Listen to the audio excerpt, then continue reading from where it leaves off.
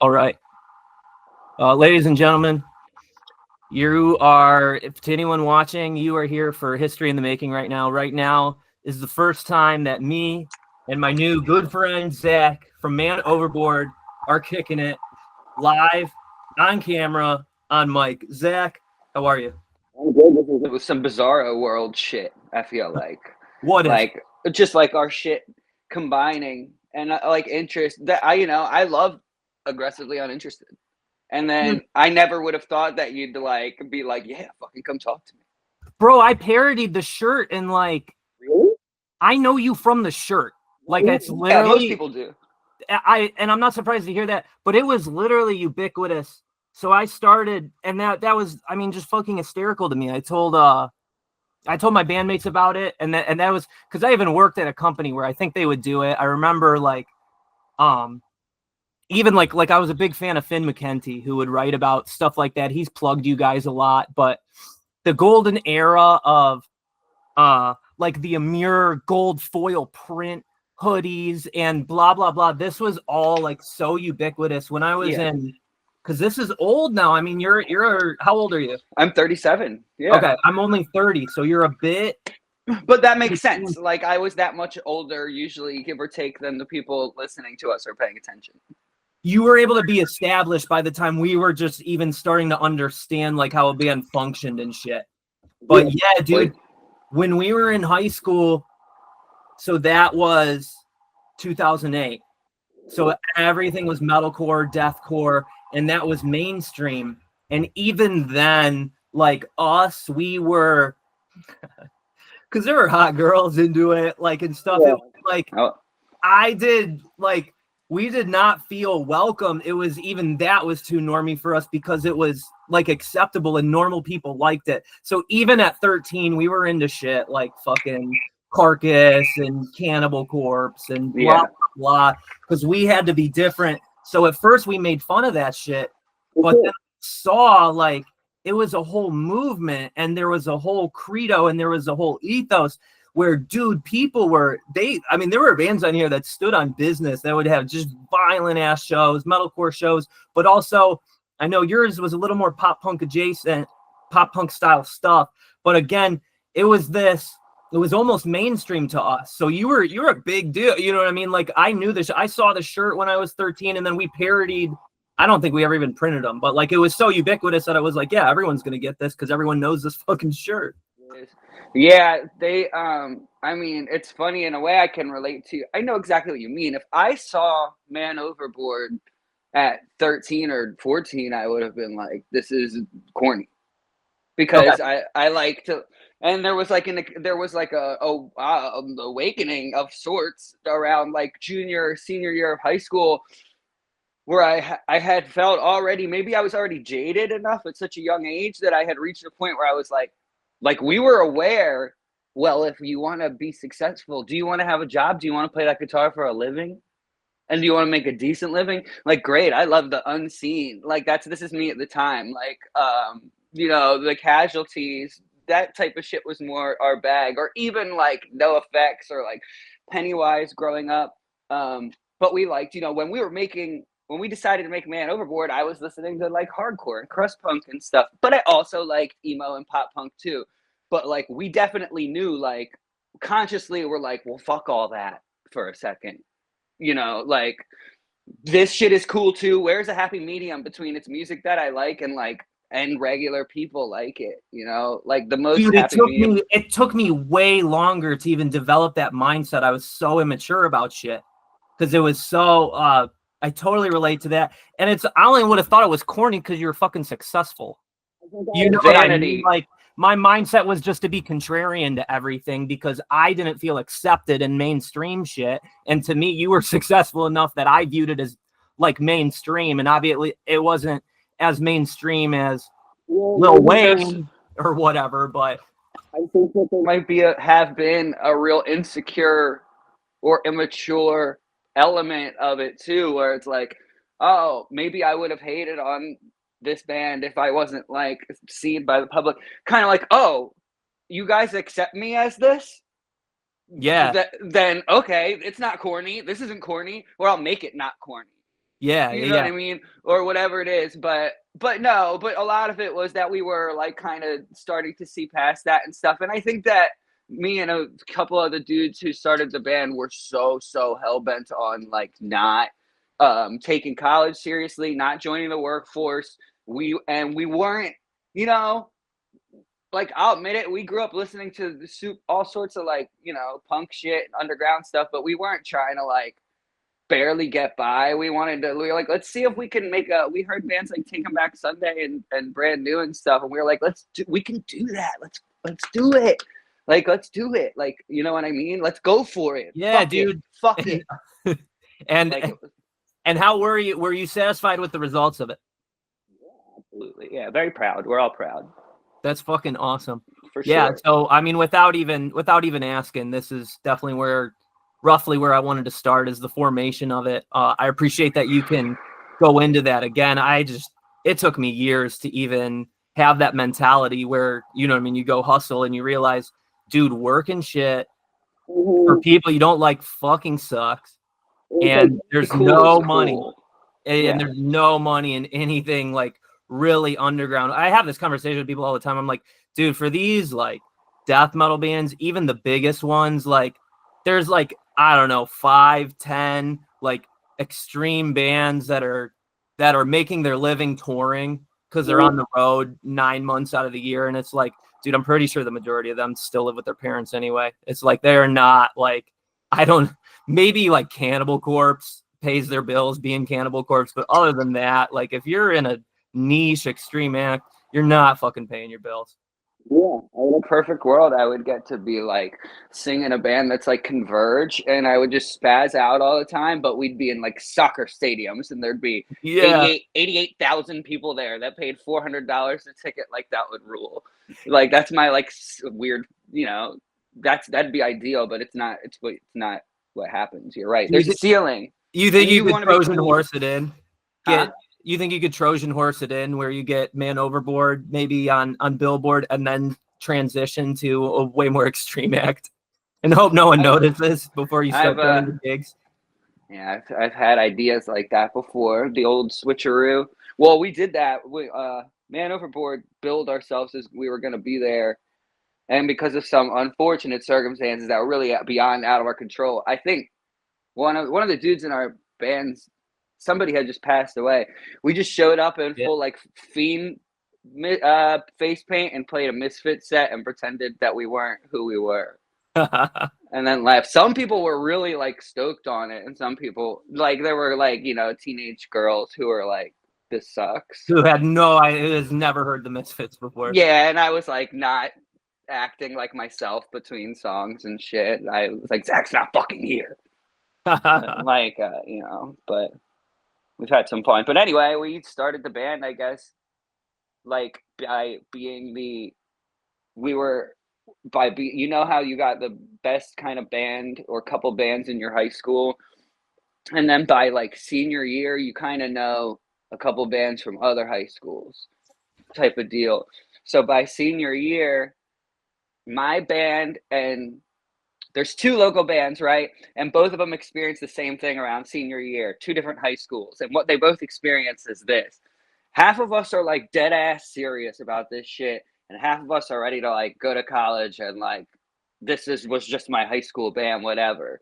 So we kind of like, it was kind of like a combination of forces. That band was called The Front Page. So like me and half of Man Overboard were in that, which was like lifetime, like old saves today, like hardcore influence emo. It wasn't really pop punk, like, you know, it wasn't, you know, it was very hardcore influenced. And then they were in a band called A Sense of Belonging. Nick, the other kid who sang, and they were like super like MySpace, not super. They were good, but they're like scenester, like mic swinging, like hair, kind of like music. But they were like good. Both of the kids who ever sang in that band to this day are my boy. Everyone in that band is my boy to this day.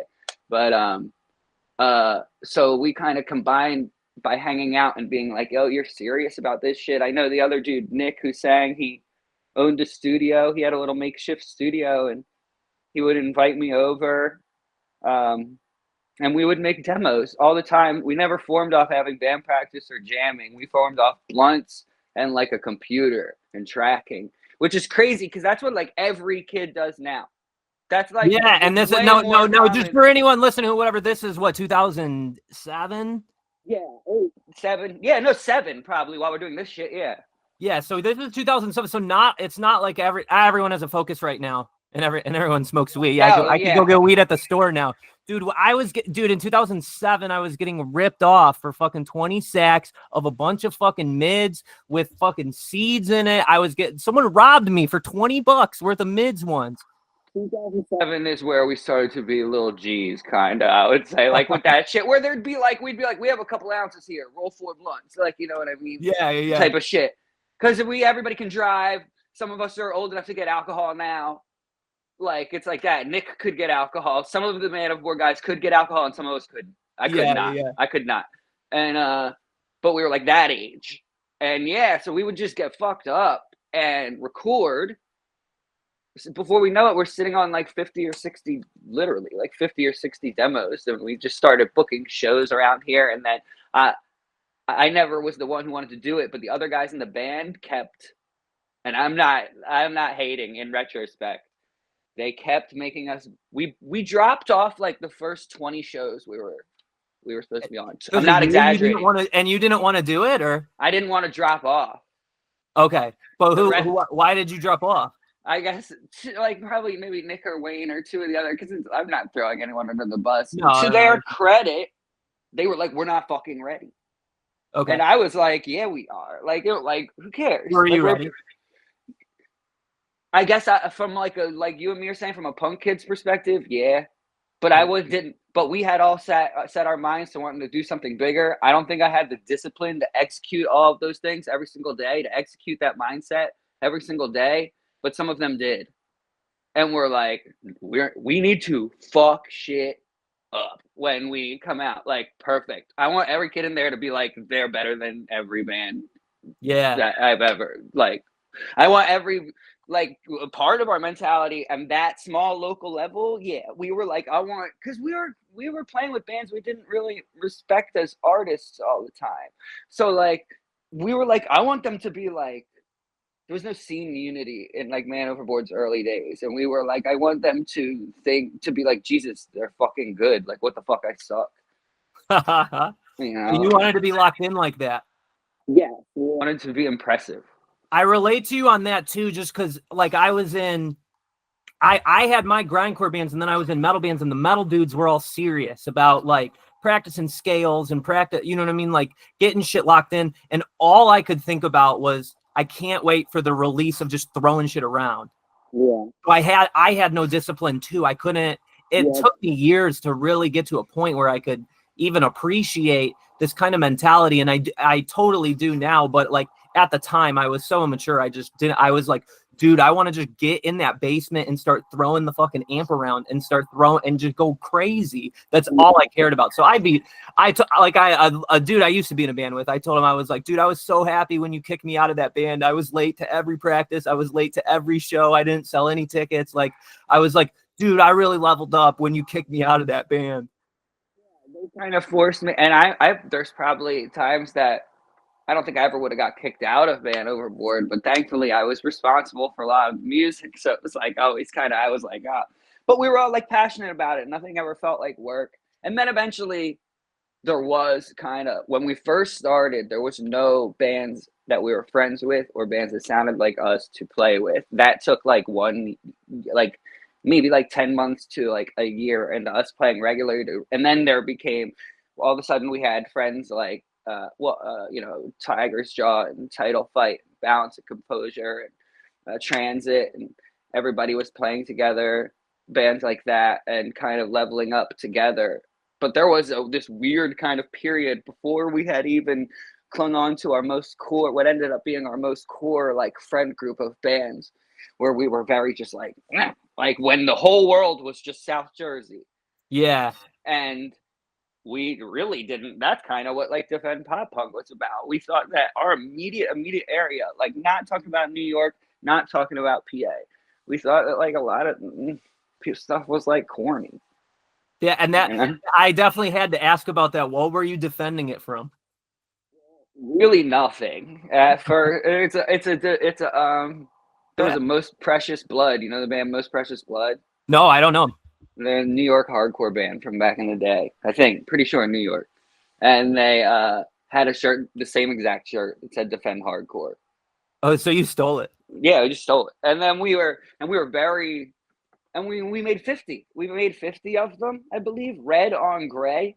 Okay. And we sold 50 that night. So it's like, we'll get more. And then just order more and order more. And then it turned into something. But also, like, the other kind of answer to your question is like, sometimes what I say we were defending it from is like the crab core and the, swoopy hair shit. And we felt that bands like, we really did feel that like bands like anything from Blink-182 to Taking Back Sunday or Brand New was getting replaced by this like really glamorous, and I've toured with them and stuff and had a good time, but stuff like All Time Low and we didn't see that as the same. We saw a shift kind of in like what it was to be like a punk dude with a guitar singing about a girl.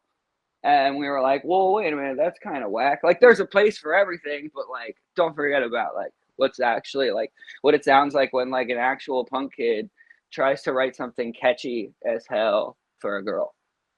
Yeah, dude. And that's another thing. That's another thing. Like, I admire you. It was because I had like with the whole MySpace era, I was so young that I saw it, but only as an outsider. You know what I mean? I was 12 in 2007. Yeah.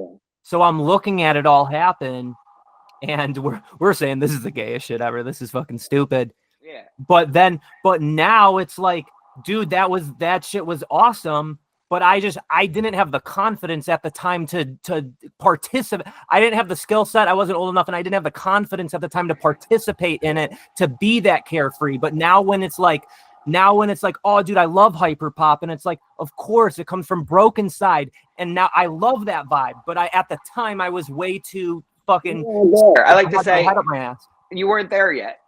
Not at all. You weren't there yet. And also, though, like, but you shouldn't have been, and you're better off now for not having been. Look at what you've cultivated and stuff. It's all a result of like the journey you've taken, obviously, and shit. 100%. It wouldn't have been genuine because I just couldn't have. But I appreciate it so much now. So I get what you're saying in that I think people lump this stuff together. It's just MySpace era, or hot top, whatever you want to call it. And that's why when I'm talking, I say, I think of your aesthetics, I think of your merch, because I think of the merch spread at Hot Topic. Everything looked they had those colorful ass shirts and everything, but it really was a lot. Even bands that got on together, or you're all playing festivals together, there's really big different lineages here. Yeah. And I think that's what you're getting at.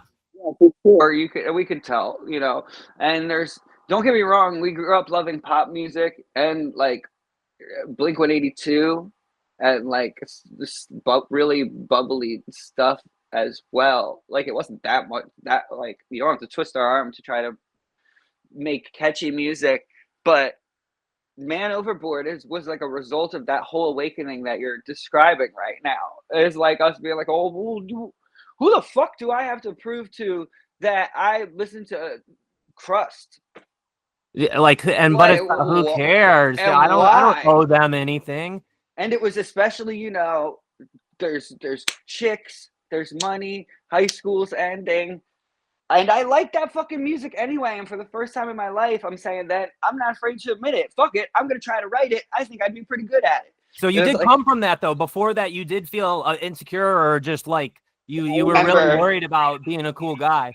Yeah, like, it's so funny. Like, Chris Conley from Saves the Day is like a really big hero of mine, and like I've told him that he's, me and him have sat in the van while I've shown him new songs I'm working on, and that has been one of like the greatest moments of my life. Like, he's been such a.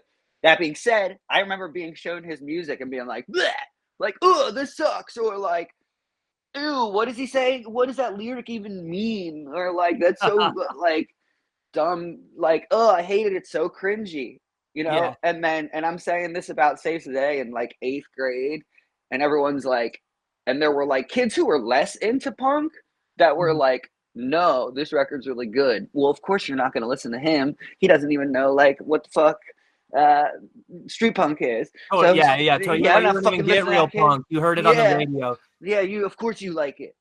And then like a 10th or 11th grade, maybe 11th and 12th, started being like, nah, dude, that shit's cool, dude. And there was also an awakening I had too. It was like I can rage about the government. I could be reckless and drunk with my friends. But at the end of the day, this whole time, what do I go home and think about? What's hardcore and what's emo and pop punk kind of all about? Like traditionally was to me was more about like your friends, relationships, uh, really close to home things. Whereas like pop punk and a lot of grindcore and stuff and emo or crust I listened to was right like political or like had some sort of like agenda. And I remember just thinking like the only agenda I really have right now is like get pussy and money and smoke weed and play guitar and chill out and skateboard and not and like have my life be sick as fuck. That was a huge discrepancy for us too, because we played grindcore, but to us, really, we get into grindcore from like anal cunt. Like, we were like, dude, we we're dude, edgy white dudes who want to yeah. party. Like, we didn't have lyrics. And that's the other thing. I'm like, dude, when I meet like an 18-year-old kid who's like, oh, it's got to be communist, fucking grind or what? Like, I'm just like, dude, no, that shit's cool. I respect everyone doing their thing, but I'm just like, dude, like, I don't care what you're like, I care about your passion. If that's what you're passionate about, pursue it.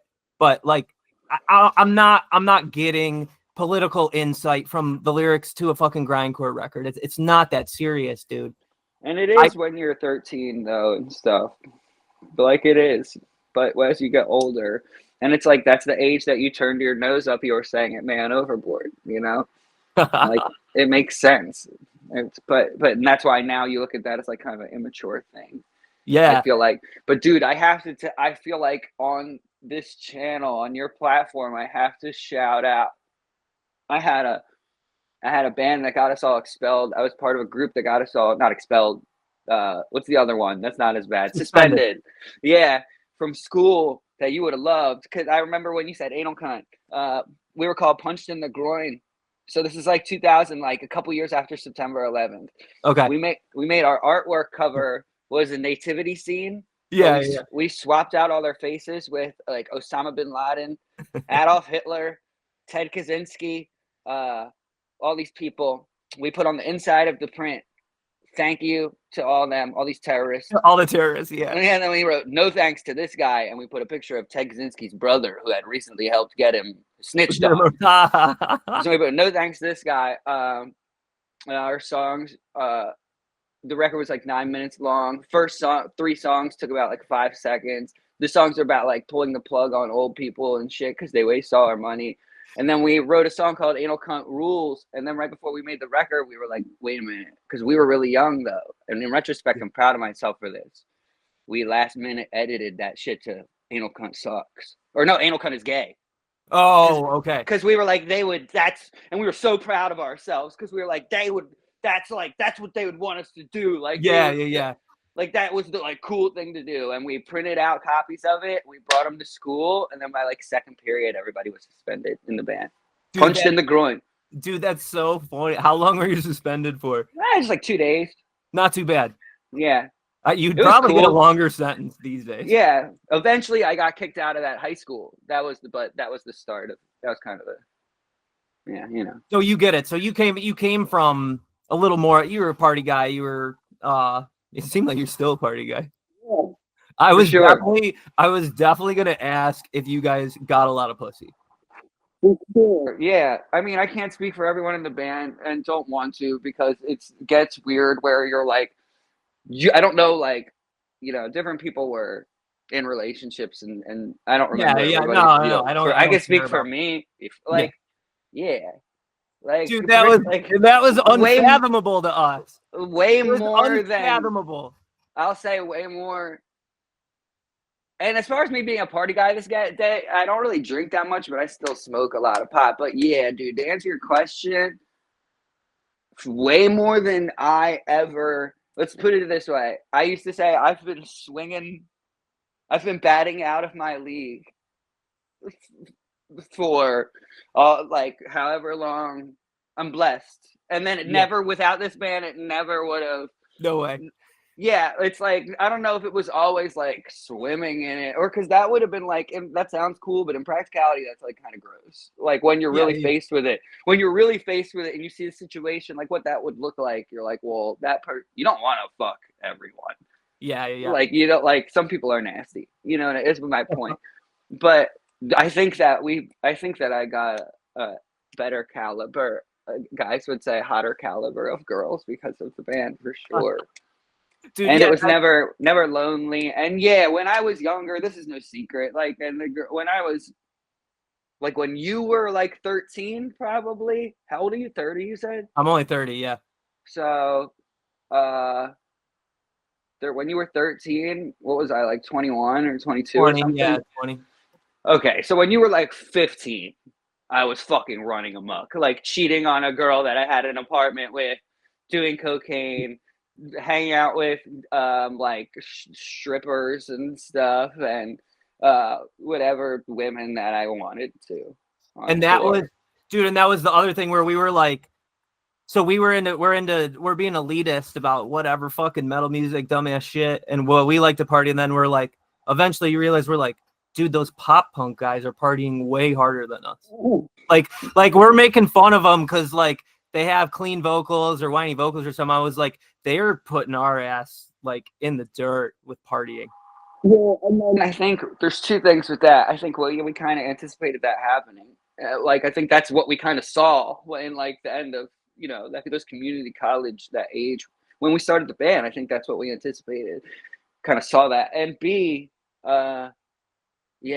like there were so many times where I would meet, like, you know, somebody like the Casualties or something, literally the Casualties, because I'm in Man Overboard, and you want them to know that like you're not like just some like pop punk dude because you grew up like they were your first street punk band and shit.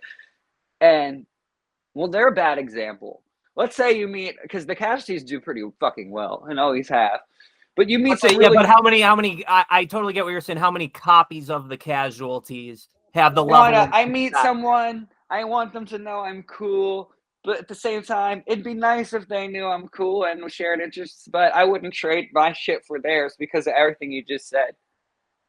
Like everything, like and dude, don't get me wrong too. I don't live like that now. I haven't cheated on a woman I was with in over 10 years. The last lots of relationships. Much respect to that. I'm big on being loyal to my woman. Yes, I've been very, very faithful. Well, my animalistic ways ruined my life once, and I'll never let it happen again. And that's good. You got to learn that from experience, because a lot of people just don't. A lot of people that never get the opportunity, they say, "Oh, I would never do that," because they've never had the opportunity to do shit, and it doesn't mean shit. I don't like when people are like, I like how I forget who says it. It might even be like Jordan Peterson or something, which I'm not the biggest fan of, but they'll be like the way he's saying, like, a weak man isn't respectable. It's someone who is dangerous but can control it. Yeah, I like that too. And I wasn't born like that at all. But I mean, your priorities change too. You know, like as I get older, I'm more serious about, you know, finding somebody that I would like to spend my life with, and that you don't attract that by being like a man whore. You don't. Yeah, no, definitely not. That's one way. That's like a very blunt aspect of it. And then the other thing too is, yeah, man, I see people who think they have been tested or think they have learned lessons, but I know they haven't and took steps younger. I say that to say I'm fortunate that happened. I had those experiences, you know, when I did my young mid-20s, and I did throw away like good relationships with people and a nice like life, honestly, by like really insisting on being like a fuckboy, little rock star ego man. But who knows? Who's to say that wouldn't have happened at 30, at 40, at 50? Dude, it's seriously, it's a huge trend right now, especially with people getting canceled and shit, because there's a huge trend. What I see in the like our local scenes and stuff, and I'm not super involved, but I definitely know some people that now they're fucking mid-30s and they never got laid doing music, And now there's a scene of people where they can get laid, and they're doing what you're talking about. They're going around doing that. And then someone else gets pissed, and now everything's fucking public. So everyone throws them under the bus. And it's just like, dude, you don't. And I've even had women tell me this, like, and girl, I think that I got, and I am not doing a woe is me at all. I'm just like a simple, if I could come up, like, it's an unfortunate explanation, in my opinion, is that I think I am that with my personality type and the dreams that I had for my own life, I was given so much so fast, and so much was confirmed. So it was so fucking sick, dude. That, like, you could say anyone would have, like, and it was nothing ever like grimy or like illegal. You have to keep in mind too, I'm like college aged. People like I'm just out of high school, like and we're playing colleges and shit, and sorority houses and stuff. And it's like, I'm not even a creepy old guy. I'm fucking their age. I could go to this school. I remember always feeling that way. And I remember when that feeling kind of like wore off too. Like thinking like, oh, if a security guard or someone sees me here, I look like a student. Yeah. No, totally. And that's, but I said that, like, I've had that conversation with my bandmate before where I'm like, dude, I totally get the Kurt Cobain thing. I'm like, I would have been dead too if that happened to me. I was like, we've almost died and we made no money. Like, we've almost killed ourselves doing shit like with 10 fans. Yeah, and that's why it might sound silly to people, either like I'm saying woe is me, or like I think the band was so much bigger than it was. Mm-hmm. Dude, for like a suburban skateboarder kid who just wanted to play punk music, the band got very big.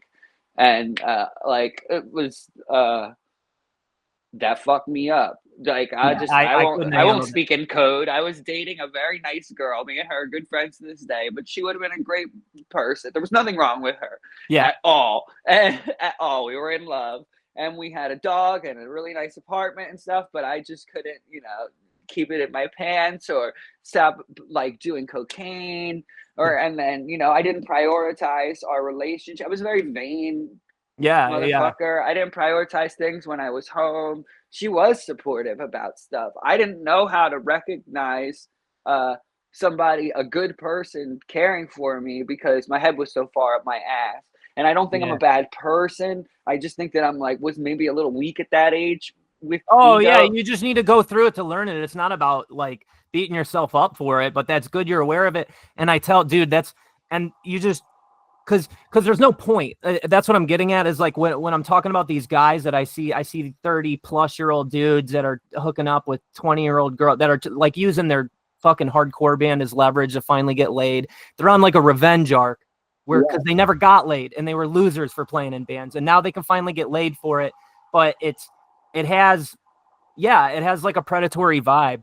And I think it's going to keep me from having a really bad midlife crisis, to be honest. Yeah, and I've told them, you know what I mean? Like, I had to learn this shit on my own. I never had the opportunity to be too much of a fuckboy because I didn't have much going for me in that regard. So I had to read relationship books to learn how to be in a relationship, dude. Like I didn't know how to be in a relationship. My parents were divorced. Like I didn't know shit about that. I had to learn it like it was school. But because I've had the conversation where I go, dude, I get that you're getting laid. Everything you're doing that's getting you casual sex is keeping a person that's gonna really stay by your side away from you. But you don't get that until you live it. Yeah, so it doesn't matter. It doesn't matter. You have to learn from experience to really value it. Yeah, and you're right. And I didn't even get to learn that until I was in my 20s, because I had to spend my early 20s just cheating. So I was just in a relationship, but pretending I wasn't. So I still wasn't learning that lesson. You know what I mean? Like at all. I had to actually be single and then be like, wait a minute. And then actually be single, then actually hang out with every girl I want. Then wonder why the girls I really, really liked a lot didn't seem as interested. And they probably have a little bit of maturity to not be wooed by the egotistical persona. And I'm putting off a vibe of that. Whatever vibe I'm putting off, needs an adjustment. And you realize that. And then, like I said, that's part of it. The other part of it is, I'm not just saying this in case there's girls listening. I genuinely, what I want in my heart and yours and everyone's changes genuinely over the course of your life. So. Yeah. and you get things out of your system, or things aren't. I hope. I don't know. I only know me. I feel like things got out of my system. You just have a value change. You have a priority change. My priorities have changed a million times over time. Again, this is what we relate to all this shit. I don't give a shit what the hardcore scene or what. I don't have to prove that I'm a true rocker or for whatever scene it is, and I don't care about that superficiality. But had I never pursued that, I wouldn't understand that. It wasn't until I pursued things that now I think they're superficial. But to me, 10 years ago, they weren't superficial.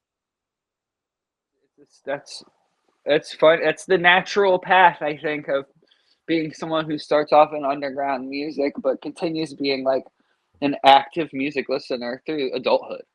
Yeah, I mean, and I think that's awesome. And that's why, I would never knock the hustle or whatever, because I see, like, I'm like, dude, like, if you're really doing this shit, you got to get your act together, because you can't be that hustler for forever, especially once it's, you know what I mean? You guys were part of a scene that you were part of this era of MySpace and Warped Tour, and now that's shifting a bit, and now you're older.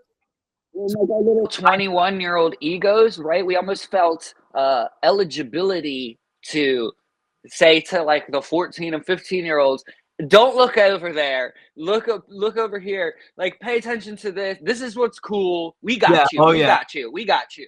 This is what's cool. You're gonna be cool. We're gonna make you cool. Like, don't worry about like synthesizers and 808s and breakdowns and stuff. Defend pop punk. We never wanted breakdowns. Man Overboard was about like, there's not one breakdown in any Man Overboard song. Like, we don't do that. Not yucking anyone's yum, but that was like, that was supposed to be a defining characteristic, and still is. So there is a militant edge to Man Overboard. It was like in behind closed doors, extremely. Yeah, like our original drummer that plays on some of our songs that have like people listen to. They were our first recordings ever at a real studio. Nobody had heard of us. We had a few hundred MySpace friends, maybe, just people we knew. And everybody was supposed to bring the money for the studio one day. 4 days of recording, 4 guys in the band. Everybody bring $350 one day. He didn't have it his day, had some excuses. We kicked him out on the spot. We had no fans. Yeah. Like nothing. We had a different name then. But like, yeah, it's like I said, we were like, bro, this is different this time. We're not fucking around. I'm like thinking I wrote the best song ever, and then they're like, sick, this is great. How can we make it better? And I'm like, damn, all right. And then I think we're ready to play this show, and the other guys in the band are like, we're not. And I'm like, okay. But yeah, we were. What I'm trying to say is, I can't take a lot of credit for the militantness, but I'm happy it was there, and I'm lucky to have them in that regard. Yeah, and that same thing that made you, I would have perceived as oppressive at the time, and that's why we didn't have success like you did. We couldn't have come up with 350 between the three of us. Let alone, yeah. Well, I love that you did it. I definitely became that way later on, where I was like, dude, I'm dead serious about this. We sold weed. We all quit so I had a job where I was supposed to be walking around Home Depot, signing people up for estimates to get their kitchen remodeled. Okay. Yep. But what I would do is I would go to the little meeting. It was in a remote office building for the salesmen in the morning. Then everyone would get dispatched to their stores. And then I would not go to the store, or maybe get like one person, and I would leave the store and go to band practice, and we'd spend all day at band practice. What band practice was burning the recordings onto CDs that we had done at Nick's studio, and bagging up bud. We sold bud. Weed was still illegal, and we sold weight to get the band started. Like, we sold weight. I remember we were picking up, like, I remember half pounds, I think. Was this mids, or was this decent weed? No, it was like mids. Yeah, dude, it was fucking all mids until 2009 for me. Yeah. In Ohio, just because it was always, I'm still in Ohio now. It's legal, but fucking I couldn't even get good weed until 2008. I've been having a great time in Ohio recently. It was the last like year. What'd you say? You cut out for a second. I've been having a great time in Ohio the last like year. But we sold weed, and we hustled. We worked. Some of those dudes worked at a sandwich shop. as well. I did like, bullshit at jobs, like I was saying, but to get a check. And then we all sold weed as well. And we were like, shit costs money. Shit costs fucking money, bro. Totally. We were very, we were all going to be mad if something big didn't come of it. You didn't have that. You might have been in a crust punk. You weren't an anarchist then. Yeah. No. And at that point, I feel much more back. I've like come back around and like in touch with like the anarcho like punk that I was when I was like 14, much more in like my 30s. In that in the late teen years of starting Man Overboard, I had almost completely left that behind. That was almost so childish to me. And it was like, oh, I'll go to your fucking punk show in an Abercrombie shirt, bro. And I know more about that shit than you do. I literally did the same thing. I would be like, I'm putting the polo shit on and fucking schooling everyone on grindcore. And if anyone has anything to say about it, they could suck my fucking dick.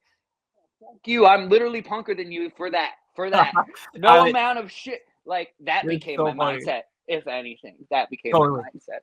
So it was like, I didn't care. Now I'm like, I don't know. I kind of dressed like I did when I was a teenager again. But back then, we put a lot of pressure on ourselves for the band to be successful. I'm not going to lie. Nick took all his college money and used it on a recording studio for us instead. Did you know that you didn't want to go to college? I did. I went anyway. I followed it. I went to the same college at first as my girlfriend at the time. I went to the Art Institute in Philadelphia. And I was like taking it kind of seriously. I was doing both. And my dad called me one day while I was in school. And my dad said, hey, I got a question for you. I'm only going to ever ask you this one time ever. And I'm like, what? And he's like, do you want to hold and move home and focus on your band? And I was hold on. Just because you cut out, say that one more time. And it was because it was an important thing. He said, do you want to put school on hold and move home and focus on your band? And your dad said this to you? Yeah. And what'd you say? I said, sure. Okay. Because he was he said that he was like, well, college isn't going anywhere, dude. There seems to be a lot like we were starting to get a buzz. And he was like, I sounded so old saying that, a buzz. Yeah. But he's like, dude, shit's happening for your band. That's like some once in a lifetime shit. College isn't moving anywhere. You've been focusing on music your whole life, and if this is gonna happen for you and you want to focus on that right now, we're not mad at it. And I wish my dad would have said that to me. I did, so I fucking did. And then the other guys, I don't know if they got quite the same. They probably did. All of our parents were really supportive, all of them. But you were able to have at least some level of success while you were doing for them to see that. Yeah. I wasn't able to produce that for my parents in a grindcore band. I was like what would be like a freshman age going to class in college, and Man Overboard was doing pretty well. Like I remember writing songs and like for a local band, I remember writing songs in class instead of paying attention, but with the thinking like, dude, people are actually like, there's a bad outlet for this. Like, this is more important. Yeah. This is more fucking important. You know what I mean? Shit like that. But yeah, so then Justin was going to Drexel. Wayne was just kind of doing the community college thing. And, to this day is a blue collar ass dude, very successful, but like, that wasn't really going to be his route anyway. And school. And, we stopped. All of us that were in college, I went back. I don't think that Justin's gone back, but yeah, we quit it. We quit it for Man Overboard, and we sold weed. This is the moral of the story. Dude, this is the modern American dream. And then, dude, dark, but my grandfather passed away, like right when all this was happening, and like in one of his final acts, pays off all of his grandchildren's student debt. Damn. Because I'm like, I rack up all the student debt and I'm not going to finish at this fucking school. Fuck it. I'll just pay it off. And then it was like, boom, nothing to pay off, bitch. So it was just Dude, like so the stars aligned for you guys. Yeah, for a good few years, man. I think I had a good 10 years of the universe lining up in my favor. I wanna go through the story. So now that the stars have aligned for you, can you give me just a basic highlight reel? Some of your favorite moments from this initial when you first get your success, golden age. Yeah, that the first era of that, it's like us and our friends bands, Balance and Composure, Transit, Title Fight, Tiger's Jaw. These are big bands now. I mean, these are bands that people really respect. Yeah, so there was a whole era of all of us just kind of hey man, it was cool. There was so much to bond over, and big things were happening for all of those bands at once. We're all from everyone I just listed is from a 670 max mile radius. Yeah. Of each other. So by the time we were doing it, we knew each other. So those were some very golden years and the adventures, and still times where it could be the wonder years in Man Overboard and Balance and Composure, and there's 25 people there. Was but then I guess we started touring with Newfound Glory and stuff, and things kind of changed. And for me, a highlight, I guess, I'm always really proud of that we played on the same stage with the Offspring in Australia and this festival. We've done stuff with the Used. Warped Tour is probably a big dude, highlight for me. Some people hated it. Band guys either hate Warped Tour or love it. I love it, so I'm one of them. That was always the highlight of my year, probably my time in that original Man Overboard days. But yeah, watching venues get bigger and being away from home more. That's not all it's cracked up to be. Being away from home. Yeah. Yeah. Oh, yeah. And then eventually, just seeing them, I think, burn out a little bit, which is human. We spent about 8 years on the road. Dude, and people have no idea, too, just how brutal it is on your health. I'm grateful for that, but it definitely pushed me over the edge. I tore my ACL on stage. I was burnt the fuck out from drinking every day, never seeing the sunlight. That's why I tried to set it up before. I was like, dude, I'm going to try to do the fucking interview outside. I try to get as much sunlight as I can recently because I'm on the computer all the time. But I was like, dude, I lived like shit and I got burnt the fuck out being on the road. Yeah, bass player tore both ACLs over the course of Man Overboard. And that's just playing on stage, right? Yeah. He was doing jumps and shit? It was one then the other one. Yeah. And then and it just even I guess the mental thing, and it's the mental thing for us, and I think for some of the guys in my band, I'm not trying to speak for anyone. I think the mental thing for us though was the way that it started to weigh on us more and more the more years we were away from home is that fuck, there's something else I should be doing that I'm going to be mad later on that I wasn't doing right now. This is great. I prepared for this. I did it.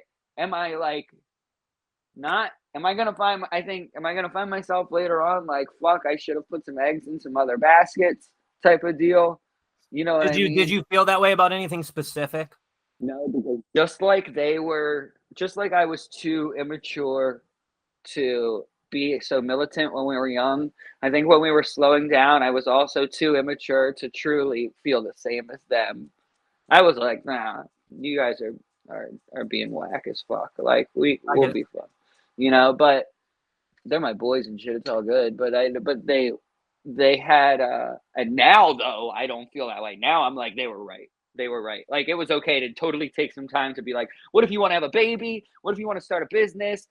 We just went through we just went from 20 to 29 through 30. It's okay to be like, whoa, hold on, bro. Yeah. Nobody said they wanted the band breaking up or is done or whatever. So it was just kind of we got to stop touring so much for a bit. That kind of burnt out, Totally.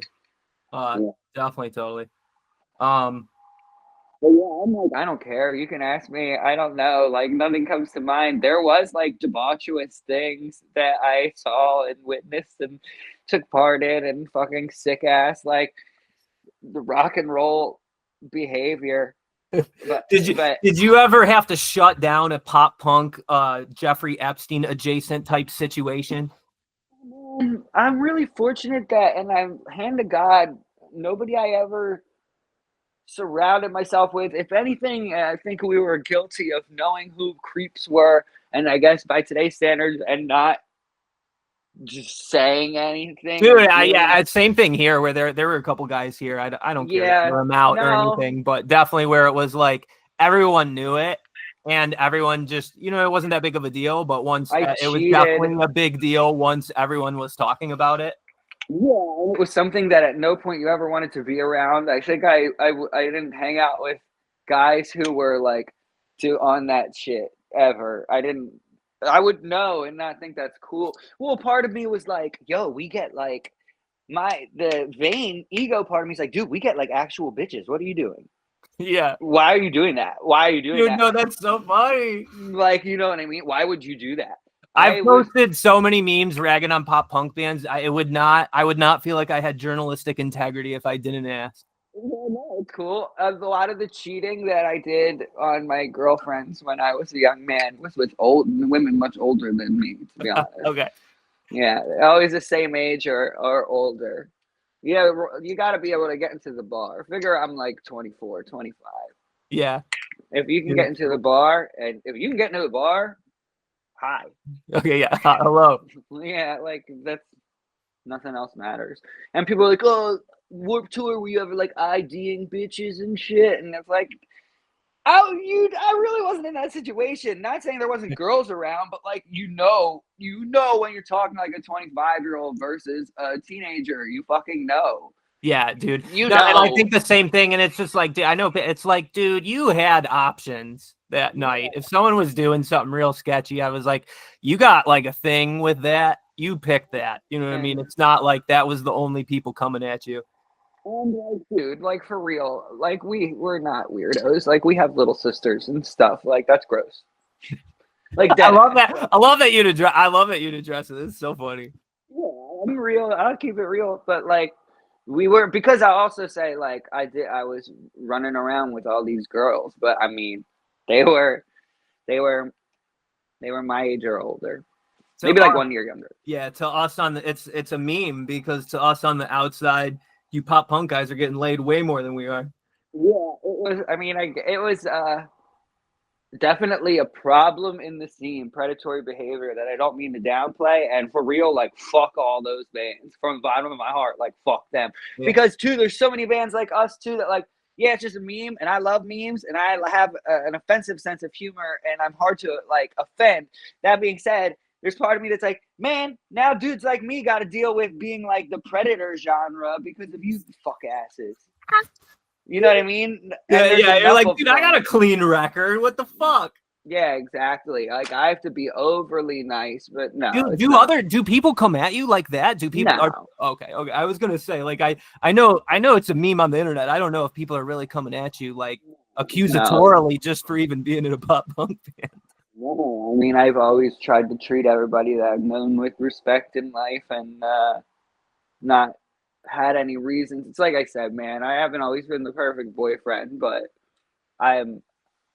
everybody in Man Overboard, there's no real skeletons in those closets at all. I can say that without fear of any kind of like, Amen. Like I said, it's the stuff you'd expect from some 22-year-old boys doing that. Having success in a band, dude. I love it. So you go through, I mean, you're pretty much on the road 20 to 30. Yeah. We would come home for the longest we were ever home through that time would be like 5 weeks and then gone. So figure 10 or 11 months a year for a decade. Dude. Crazy. Dude, no, but I love that you're upfront about it. It's so great that you're like authentic and vulnerable about it. Because again, that's what we relate on. I'm like, dude, there's no way this dude hasn't had experiences like I've had, like growing up as a person through his band. And that's what's the most beautiful thing about it to me. I really grew as a person from going through the experiences I had with my band. And I think, when I talked to you, I was like, there's no way this dude doesn't fucking relate on that. There's no way he hasn't been through some shit with his band. And there's no way he hasn't had, I go, there's no way. I know he's had ups. There's no way he hasn't had downs too. All the shits. But like, well, and that's cool though. I was thinking I like finding out that you're 30 because so it's like after everything with Man Overboard, one day I'm looking on YouTube and I think Aggressively Uninterested was just recommended for me. I think so. Like, to be honest, like I like shit, and Yeah, you're looking at because you're looking at cross videos or shit like that on YouTube. Probably I was watching shows, or it was one of those videos was recommended for me where a band plays and you have the sick like the image in the background, just like a band set. I don't remember who it was. Yeah. But and then I started watching MDFL, and I remember thinking like that this kind of like these kids are cool. Like being like they get it. They get it or whatever. Not even if I don't 100% get what their it is, they 100% do. Like they are doing a thing. I have so many funny videos I wish I could post of our singer butt ass naked running around when we're playing, putting the mic in his ass, running on dudes' trucks when we're playing. Like shit, I can't even. I got one where he's lighting fireworks out of his ass. Their dudes are doing it in New Orleans, and I was like, dude, I can't even post this. I can't even post the best shit. You familiar with like Bad Luck 13 Ride Extravaganza? Yeah. Those dudes are. A lot of people love that shit here. Yeah. So it's like I also grew up kind of like those. That was like older kids. Older guys. So like at hardcore shows, when I was like 14, I would be at shows where guys were getting light tubed and shit and stuff, and cutting each other up and going through tables and doing all sorts of shit. People were getting beat the fuck up around me and stuff. It's like, so I don't know. There's a realness. I've always been attracted to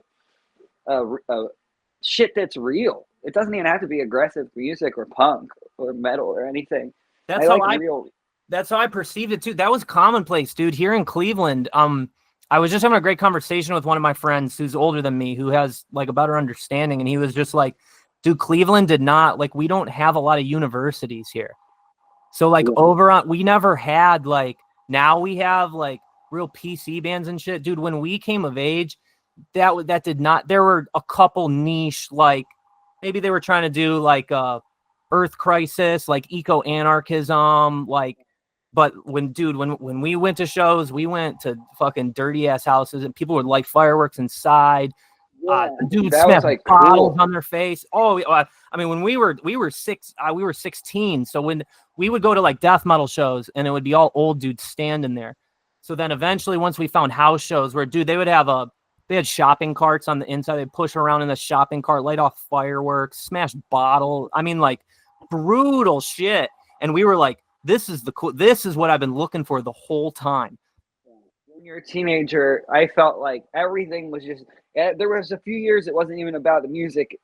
It was about if I could go deeper, right? So, for example, like I like it. It's like fourth grade, and I love the Offspring. Well, now it's like fifth grade. How can I go deeper? This is like Blink-182, and they don't have like What's My Age Again yet, so they're not like mega famous. And then it's like, oh, can I go like deeper? Sixth grade now, I like Rancid and Pennywise and Misfits, and then it's like, oh, in seventh grade we can go deeper. Like I like fucking the Casualties and Street Punk. No, I like AFI and the Vandals and stuff. And then we go fucking deeper. Now I like street punk and stuff. I like Casualties. Then further, I like crust punk and DB. And further, I like noise. I like grind. Fuck you. And then there was always this feeling of like searching for the bottom. I wanted to, because then I knew everything. Yeah, that was the same thing. I got into it from a metal background. And so for us, it was everyone knew Metallica. I played guitar. Then it was Megadeth. Then it was Slayer.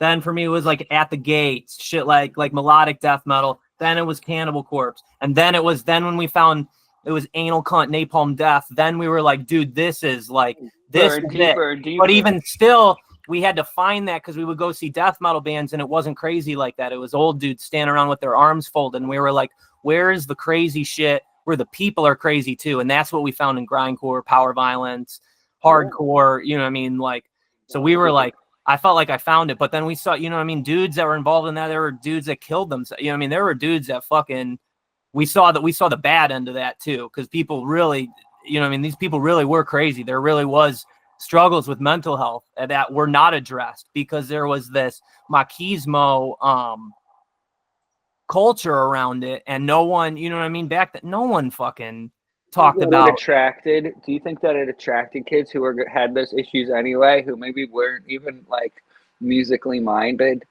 I think we were part of, I mean, how music, we weren't very music. Like, I didn't know, like, I barely knew scales on guitar. I didn't know music theory. Yeah, but you were like that's what I was saying earlier. Like, I wasn't serious. I just wanted that rush, that catharsis of being all in on a performance and given all my aggression to it. And it really wasn't even about the music at one point. And you have to go through cycles where you realize, like, okay, yeah, that was a blast to do that. But on the other hand, I'm hurting myself. I'm not like I'm not setting my life up. You know what I mean? No one cares when you're 20, but by the time you're at the end of your 20s, you start being like, dude, there's people are getting married and shit.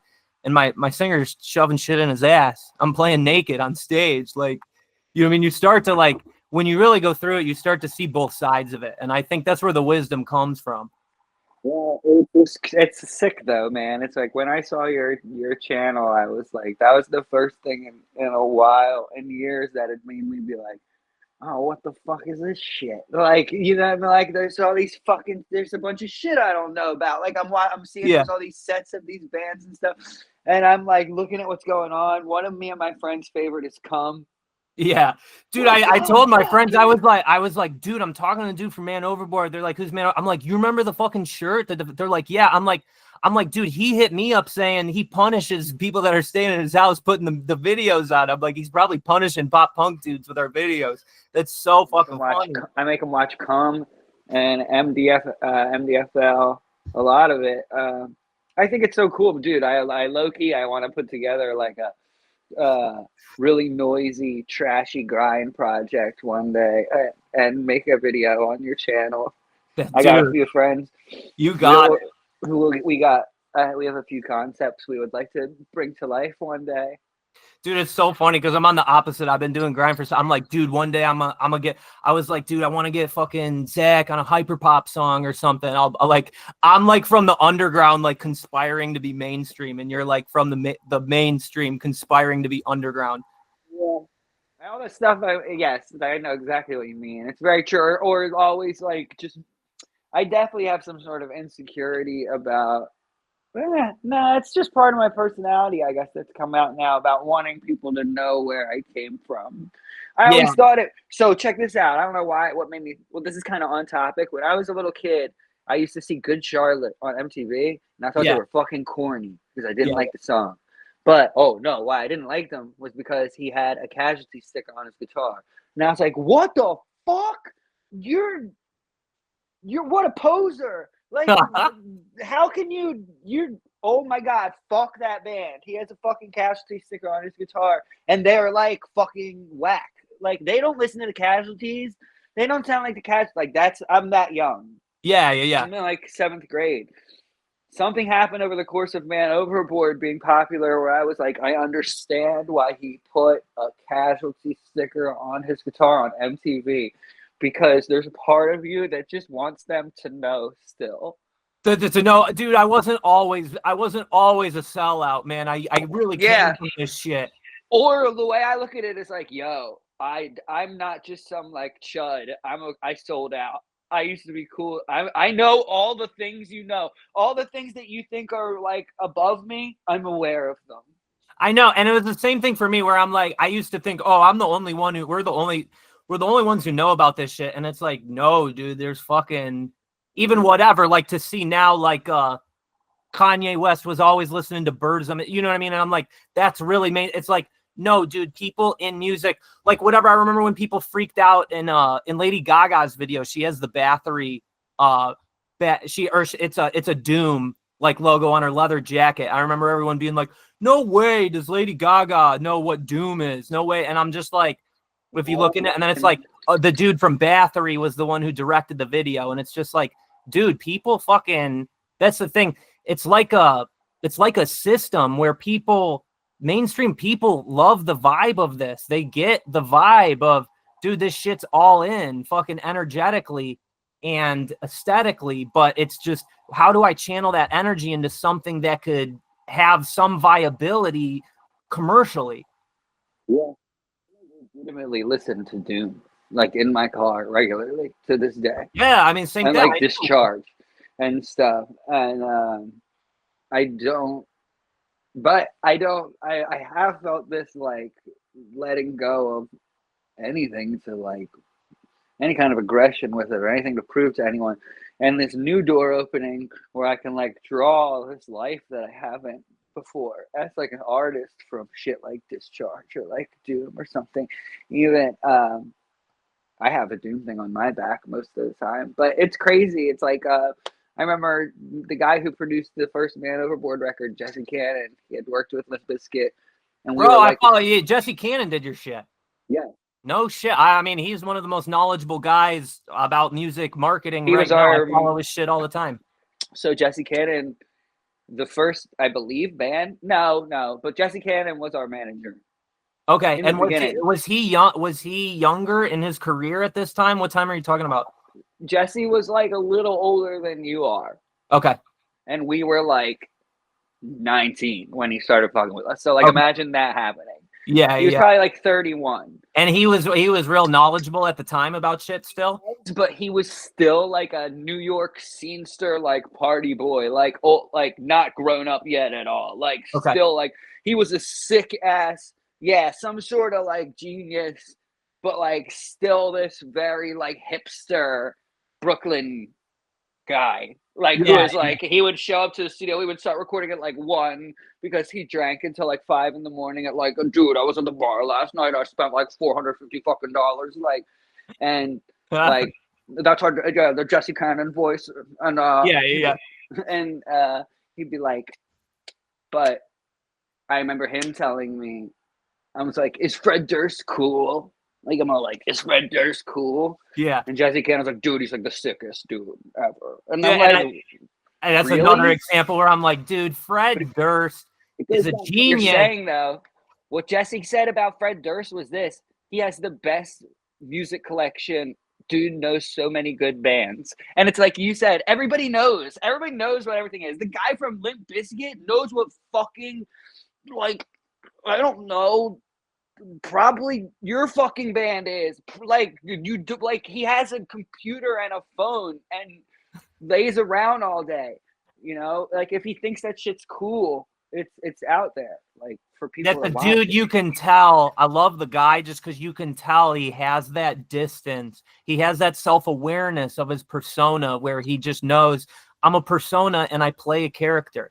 And I'm not like, that dude has nothing to prove. Because I remember reading that about Wes Borland. I had Guitar World magazine, and I remember reading Wes Borland saying, dude, I'm so embarrassed to be in this band. I like real artsy stuff. And I'm honestly ashamed to be in this band at times.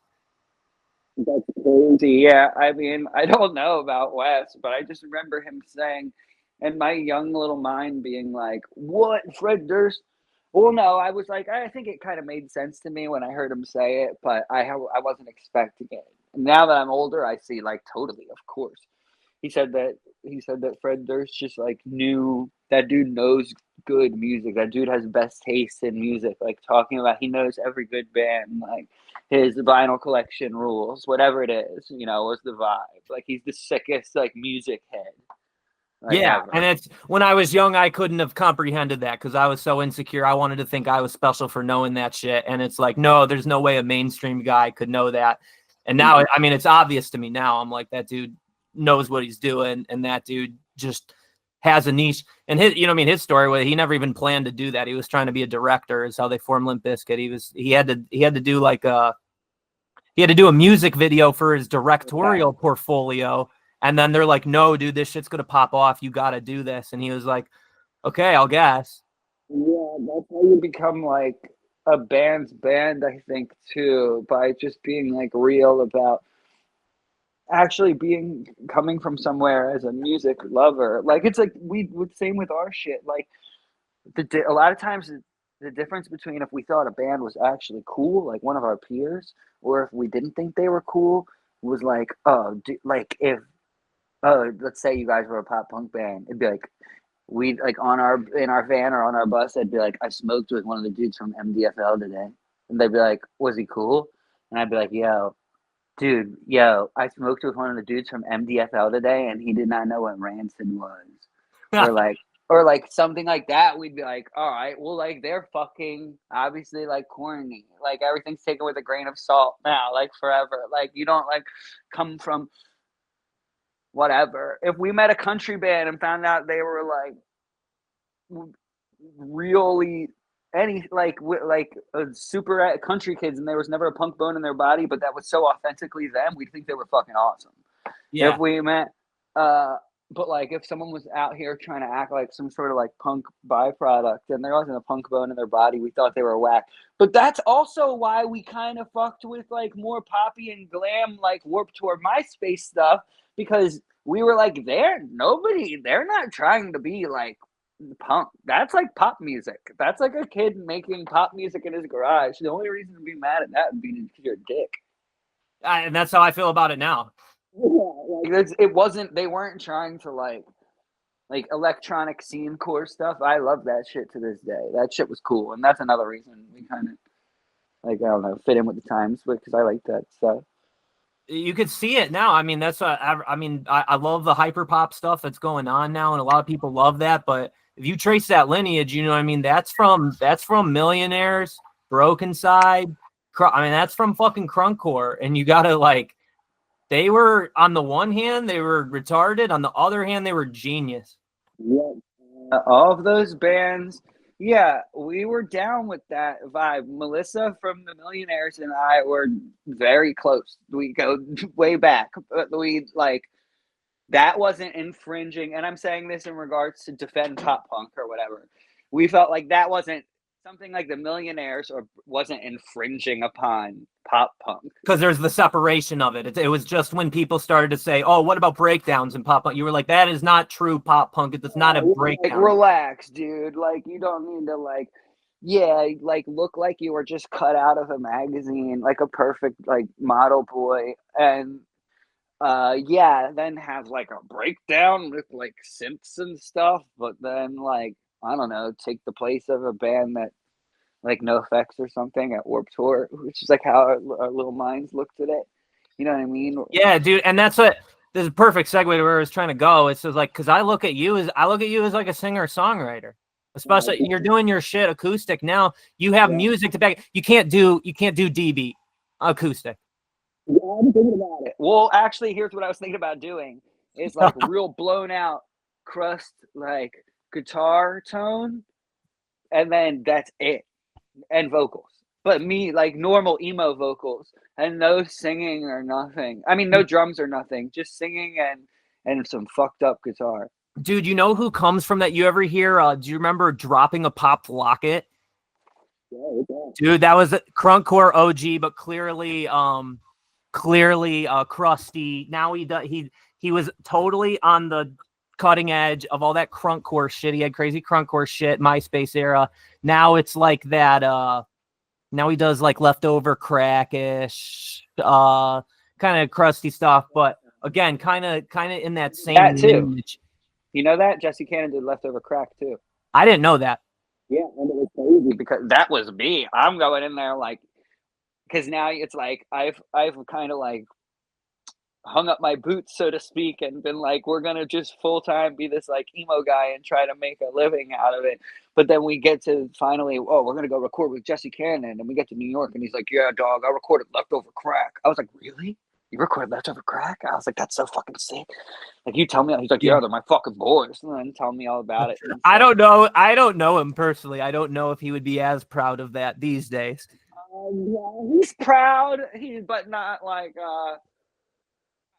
Honestly, I don't want to blow up his spot. I know that he's proud of it. I don't think that. I think it depends what decade you ask him. Yeah. I don't know. So go on to that. I really wanted to ask you. I don't know anything about the details of your bandmates. You know how you've evolved with this, but this is a thing that I think is important for fucking band kids to hear now. Cause I was just talking about this with a record label owner who, he does pretty decent metal bands and shit. But what I was talking about is I was like, dudes now will be like, oh, the second guitarist left, so now we're a new band and we're under a new name, like after they just put a record out. You know what I mean? And it screws over the record label, or it just makes it, this has happened to me a bunch of times where it's like, by the time someone asks me to do a record, even just a tape or something, someone asks me to do a release, by the time the release comes out, they're not a fucking band anymore, and they can't sell any of the release because Timmy, the second guitar player, left, and we want to be cool to Timmy, and we changed the whole band name. And I think dudes just have, because I've had tough times where you got to kick dudes out or you got to move lineups around to make the band really work. And people don't want that smoke. People don't want that to be the dick who kicks the guy out of the band. But it's like, if you really know these bands that have had longevity, they've gone through lineup changes and they've had to kick people out and they've had to tell people to get serious about shit. Yeah. I mean, with us, it's like there's in our inner circle of band members as a friend group, there's no bad blood about. I mean, I'm assuming I don't feel like there's any kind of negativity from them about like me doing shit without them. I think it's because for a few reasons. A, it's acoustic. Um, I'm making it. I'm not really. I wouldn't really be comfortable replacing anybody yet. And I'm not saying glaze anyone, but just asking. Can you talk a bit about how you started doing the acoustic? How you started doing it on your own, and was my assumption was that for whatever reason that was the only way you could make it work. And I'd imagine that decision wasn't taken lightly on your end. Correct me if I'm wrong in any of that. This is all assumptions on my end. Got it. And a lot of our fans, I learned on this last tour that I just did, I was gone like a lot of the winter, and I got to talk to people at the merch table and stuff. And like people, I think you're not the only one who's assumed that, and it's correct. But that's not to say that like we're not boys still or whatever. I can't send a meme to Nick like I just did, and it's all good in that regard, but it was not something to take lightly at all. There's a lot of stuff that I wanted them to understand for multiple reasons. A, because it's really important that they understand it so they don't get upset about what I'm doing. And B, because it's the truth. Things like, I'm not looking to like be like, oh, Zach kicked everyone out of Man Overboard and there's a new lineup and blah, blah, blah, blah, blah. And the band's back with all new people. Like, no, that's not the vibe. I don't want that. That'd feel cringe to me. I have other things going on in my life I'm proud of and shit. It's cool. Like, that's just not what I'm gunning for. What I am gunning for, though, is being able to play my own music forever and have a singer-songwriter, like you said, and a part of me misses playing the songs right now after not for all these years, but a great way for me to kickstart my own shit and to get eyes back on me and to kind of get a little audience going for my solo shit is to give people what they want, first for a while. This is something there's an audience out there that wants me to do it, and that wants a product, and I want to give it to them. And I've learned that me with an acoustic guitar might be good enough, and I wanted to make a career out of me with an acoustic guitar anyway. So this is just a really, really great way to bridge that gap. As well as, yes, what you were saying was just plain antsy. We took too long of a break, in my opinion. I understand why life is uncontrollable, unpredictable, and people have babies and open businesses and stuff. I work for Major League Baseball. I have a lot going on too. Granted, half of the year I don't have anything to do, but life happens, and that's all well and good. I never wanted to be a guy who's up there cosplaying as a 20-year-old pop punk kid forever. I'd love to be like Billy Idol, where it was like there was Generation X, and then he became fucking Billy Idol. You know what I mean? Or like something like that. Or even, I don't expect to I don't need like commercial success like that to be happy. But I just think I have shit left in the tank as an artist. There are enough people out there that care, that enough for me. And yeah, dude, I mean, I really commend that. Go, if you can, just be a little more specific. How did you manage that, like, transitioning where you're doing shit solo and you're still on good terms with everyone? I've had falling outs with dudes I grew up with, and it really sucked for me. But it was, for me to continue a band, it was just what I had to do. I had dudes, you know, that weren't given what needed to be given for the band to do things. So I've had brutal shit happen that really hurt me emotionally, but it was what it was. I had to accept it. That's awesome. You've been able to do that. How did you go about that? Or like, can you talk about the genesis of when did terribly. Terribly. Talk about the genesis of when you decided to start doing it acoustic, and then how you went about that with the bandmates.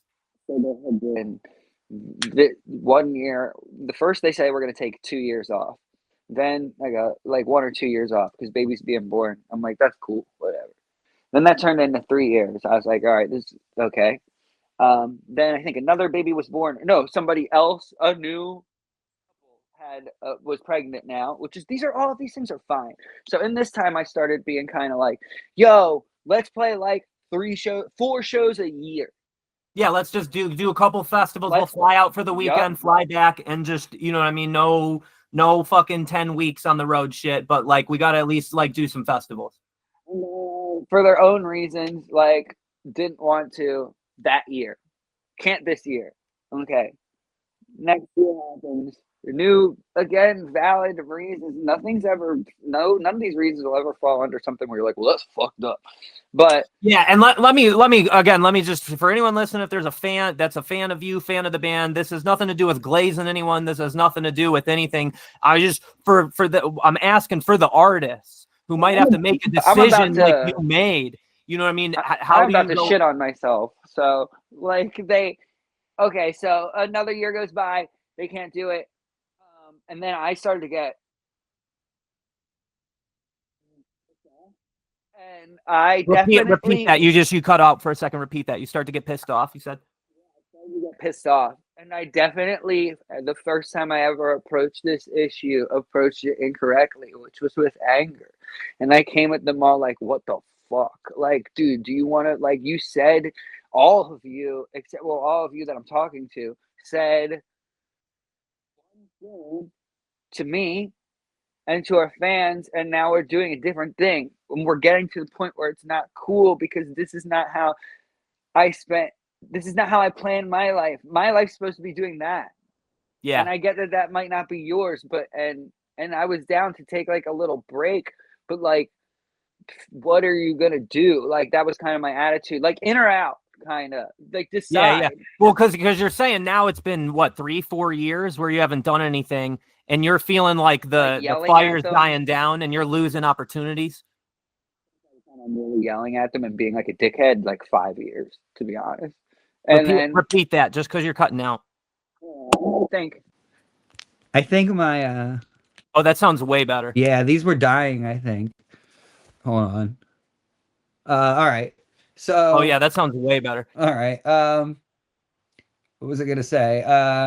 It's so just thought you guys were on hiatus. It was supposed to be I'm getting mad. It turned into 5 years. Originally, you're mad, but just explain what you're feeling like, bro. I set my life up to do this. Yes, exactly. And I made decisions to make it so this doesn't happen. And now I feel like, did you feel beholden to them to make what you were trying to do happen? And now they're holding you back.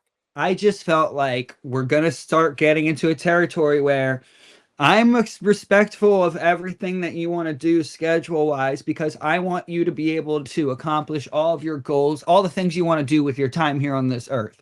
I want you to have the life that you want to have. But we're starting to get into a territory where I'm not going to have the life that I want to have, that I plan for, achieved all my goals, unless, and you're not a bad person if you don't want to participate, but you need to figure it the fuck out. Yeah, because there's a level of commitment. It's like, Bro, even if it's just for festivals, you got to get on the plane, you got to leave even just for a weekend or something, which I don't, you know what I mean? To me, I can do that, but I personally, like, it gets to a point in your evolution as an artist where you got to really decide what scale you're going to, because there's tour 10-month-a-year bands, and there's fucking play 3 shows a year bands. And we don't like, my problem was when I started bands with people, we never had this conversation. And it set us up for a lot of pain at the end, because at some point, no one ever reined it in and said, what is the true intention here? All we knew is that we wanted to be a band, but that everyone has a different definition of that. And again, I'm only bringing this up. It's not to stir up any kind of drama or glaze anyone. I just want for any artist that respects you or respects me to know that this is just some shit that happens. And if you don't have this conversation, it really set me up for pain, because I had to fall out with people I grew up with because it came down to this. I couldn't say it better myself. You absolutely need to have that conversation. If I have one regret about us as a band, it's that we didn't make intentions and stuff more clear about that stuff when we were younger. That being said, there's so many lessons to be learned from my story if someone's listening. So I came at them really hard, like a psychopath, to be honest. That's me saying. And I've been in your position, so I get it. And that's how I felt. I felt like, bro, I am an artist, and I need you to actualize my art. And since you aren't committing to it, you're holding me back. So I was resentful. And then I did something that I hadn't anticipated or hadn't even considered being a possibility the whole time. In doing that, I'd pushed my friends away. Fuck my bandmates. I'd put that as friend. Now they're like mad at me. Yeah. Not because I want to play shows, because of how I just acted about it. And now I'm being like, now I'm the fucking crazy one. So then I had to spend like a year or two kind of and digging out of that. Which is the opposite of what you wanted, because you're upset that the break has gone on as long as it has, and now you just made the break go on longer. Yeah, exactly. And then I think from there, it kind of turned to, and now we're a little removed from me wigging out. Everybody's on cooler terms and stuff. To put it simply, I'm like, guys, I want to play acoustic shows by myself. Like, I'm fast forwarding in some drama, but like, you get it for the most part. You get it. And I'm like, I'm just, and this, some time passes, a good amount of time passes, and I go, I'd like to just go on this acoustic tour, and it's good money for me, and and it'll make me really happy, and this is missing from my life and stuff. And for the most part, the answers I got ranged from go for it, like to I want you to have everything that you want that makes you happy, you do whatever you want. Like, those were the answers I got back in response at the end of the day. But we did not just, so you'll get there with your boys. Don't do what I did and be like, just really think. I might have prolonged it by whiling out. And I didn't need I've done the same thing so many times, not controlling my emotions. I have to work to control my emotions. I put work into that. But yeah, I did the same thing. I came at people, and I'm just explaining that's why, because I felt like they were holding me back from getting what I needed to be happy. Yeah. So it made me resentful. But what was great about that, and what I relate to you on what I'm getting at, is I had to find out how do I go about this in a way where I can get that like creative actualization in life that makes me happy, where I'm not dependent on other people that don't have the same intentions or agenda as me to do it. Yeah. What breaks my heart about it the most now is that if I could just go back to the me that was wiling out, this is what I would say to me. It's like, you don't even want what you think you want. Just grab an acoustic guitar and go. Like, that had never occurred to me. I'd time travel to myself back then and whisper in my own ear, book acoustic shows by yourself. Just tell them you're booking acoustic shows that was all I wanted. I just wanted an outlet. I don't want them there if they don't want to be there. They are my boys. I love them. I don't have this fire raging inside of me that's like, Man Overboard is not dead. Like, not it's like, I'm not finished. And this is like, people pay attention to what I do when I do this. you know, so I need this right now type of deal. And that was all I ever felt, because I was mad at them because I'm like, oh, you know, we could play a few shows a year and then I could start my own band using the hype from the shows, which is valid, but I was saying that like a dickhead. Yeah. I was sending that message like a dickhead, when in reality it was like, I don't know. One day I was just like, dude, just be an acoustic artist and then play acoustic Man Overboard shows to get the ball rolling. And that way you don't ever need to rely on anyone ever again. It'll just be you and your acoustic guitar, or you and a drum machine, because I do some like electronic shit. It's either gonna be me and an acoustic guitar or me and a computer. And of course I have my homies who back me up live and stuff. But that just became, and all the pieces kind of came together like over the course of like one glorious week. It was just like, just fucking play acoustic. It solves all the problems. Yeah. It was same for me. That's how I got into doing a little more video stuff, doing this podcast, doing a couple other things. And just, I switched from before we were very just band oriented. You get dudes and you start a band, and then I started to think about things more from a creating recordings perspective and like from a content creator perspective. And I'm just like, exact same as you. I was like, dude, I wish I didn't have to be so rocky for me to figure that out, because it was rocky for me to figure that out. I'm fucking crazy, dude. There's a lot of shit I wish that was different for me, but I mean, all that being said, those dudes are my brothers. I love them to this day. You know, we have shared things together that can never be taken back. And I talk to them now. Things have been, you know, things in their current state are a lot better. We've because I realized too that I wasn't really, a lot of my frustration was valid, but I was not expressing it in like a way that I would be very responsive to personally. 100%. I did the exact same thing. And dude, and it's same. And there's people I've fallen out with that I might never, you know what I mean? I might never be cool with again, but no matter what, like I grew up with those people, and I will always cherish the memories we have together and how that made me who I am. And, you know, there's no bad blood on my end, but I understand that there's repercussions for the ways I went about things. And I went about things in a way that was aggressive. And I definitely, you know, I mean, I damaged relationships doing that. And that was what I needed to do to learn how to be more mature.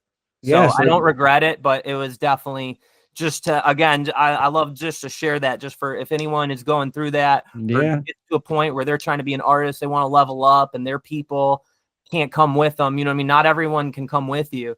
It's a shame, but yeah, the short answer to your question is my journey through that time was made a little bit longer, because unfortunately I had to learn that lesson in life during it. That's when I got that. That's when I got that check. You know what I mean? So, and I got checked hard, dude, and I deserved it, and I'm grateful for it. Me too. Yeah, they're my boys. It's all good. like it really is all good, and I never did want to pull them away. I don't want to pull anyone away from your family or your wife or your business or your barbershop or your school or whatever it is that makes you. These are all the things they got. I just named them all. Like, they don't.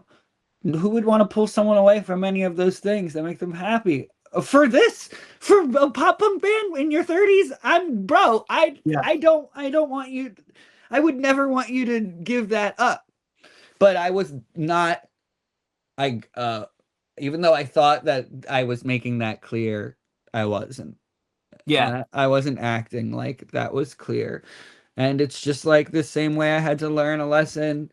You know, I thought I had everything figured out too, because I had learned how to treat women, like we were talking earlier, by not treating them right and losing amazing ones. And, but I hadn't. Now I kind of had to learn the same lesson with the voice. You know what I mean? Yeah, totally same.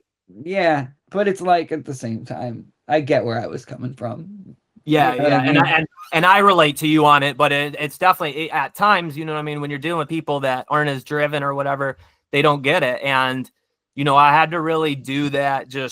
I had to really make peace with it myself. I had to really understand myself to just not feel like, not go back and forth between feeling justified and then feeling like a dick. And, you know what I mean? I had to really work it out. But again, dude, I love you sharing that.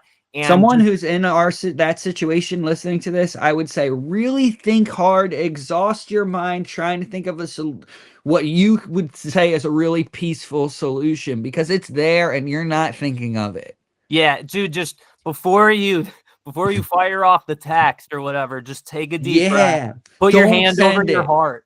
Write the text in your notepad and don't send it tomorrow if you still feel that way or something. 100%. Just take a deep breath and be like, if the situation is already a pressure cooker coming at it with anger, resentment, or trying to bulldoze or trying to whatever, I've done it a lot. I've done it to my girlfriend, I've done it to everyone, and it just makes shit worse. Yep. And I'm forgetting in those moments that the band means, you know, a great deal to them as well, not just me. Awesome. Yeah, so dude, so talk about that. So you start doing, and you're happy with doing the acoustic shows. Talk about I love it. Acoustic shows. How long have you been doing it for now?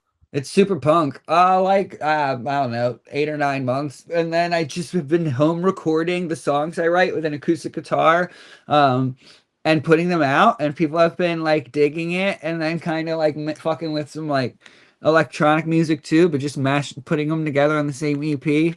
And I've been touring, playing Man Overboard songs, because that was kind of the deal. Hadn't done it in a while.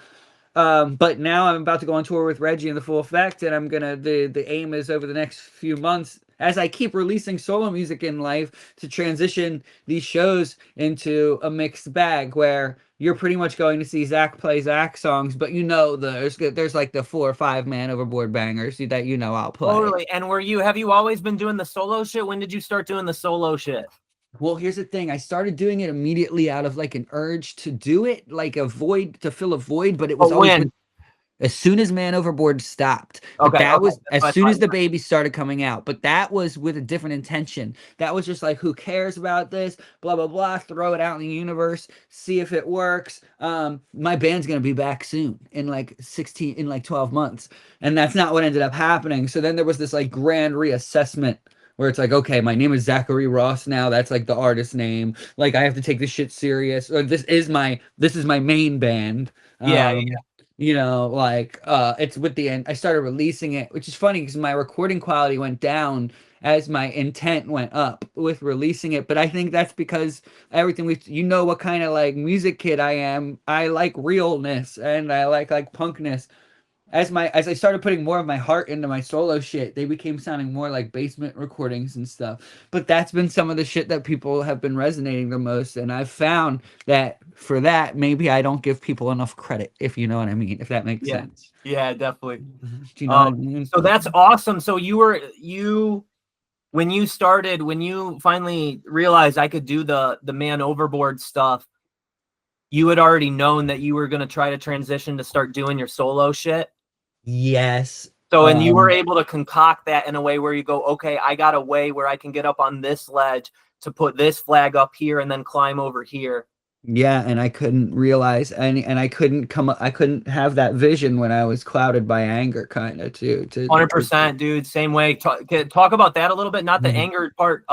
You've been clear about that, but just you're planning this out and you go, okay, I can actually think of a game plan now for how I want to like build myself as an artist. Oh, it was an amazing feeling to let go of, or to realize how ridiculous I was being, and in turn be able to let go. So once I wasn't really mad anymore, I'm like, well, you know, thinking about everything I've ever been influenced by before punk. I'm thinking about songs I heard, thinking about, I love Sarah McLachlan. It's like a weird thing about me. I've been obsessed with her my whole life. Like I'm weird with it. I collect her merch and stuff. I've seen her live, and I'm thinking about and I'm thinking about Jewel and Matchbox 20 and all of these like core memories in my head from the radio when I'm a child, and being a real singer-songwriter. All these doors opened up, and it was just like being 16 and starting a band. Like I had all that drive again. It all happened naturally. Like I was just like, this is what I do. Like this is what I sound like. I don't have to worry about, because I change my style up a little often. And when you have like a drummer and a bass player and shit, I always feel like you're leading kind of like an unsteady ship when you're doing that to people, you know? And I'm like, fuck it. Like, let's just have it all be on me. And I don't know. It all just became really clear once I wasn't mad anymore, that I just needed to play. Dude, honestly, one night I was hanging out with a girl. She's great. To this day, I have not a bad thing to say about her, in Cincinnati. And listening to, and she's showing me music she likes, and it's just like this dude, some like acoustic shit that's like not recorded well. And I literally remember looking like, this has like 100,000 streams or something. And like Man Overboard has more than that, but I'm like, I can do that. Yeah. Like, why don't I just let's just, maybe it's becoming more mature or something, but you learn to trim unnecessary elements of things, or view things in their most pure form.